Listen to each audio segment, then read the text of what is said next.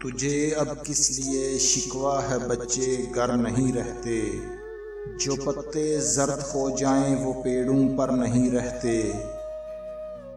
تو کیوں بے دخل کرتا ہے مکانوں سے مکینوں کو، تو کیوں بے دخل کرتا ہے مکانوں سے مکینوں کو، وہ دہشت گرد بن جاتے ہیں جن کے گھر نہیں رہتے۔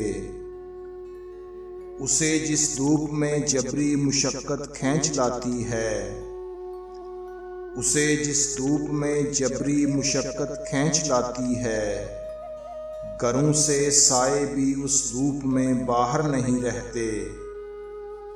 جھکا دے گا تیری گردن کو یہ کاسا گدائی کا، جھکا دے گا تیری گردن کو یہ کاسا گدائی کا، جہاں میں مانگنے والوں کے اونچے سر نہیں رہتے۔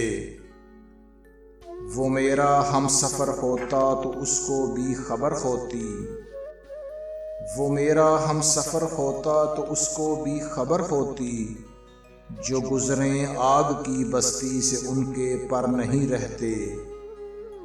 یقیناً یہ رعایا حکمراں کو قتل کر دے گی، یقیناً یہ رعایا حکمراں کو قتل کر دے گی، مسلسل جبر سے اسلم دلوں میں ڈر نہیں رہتے۔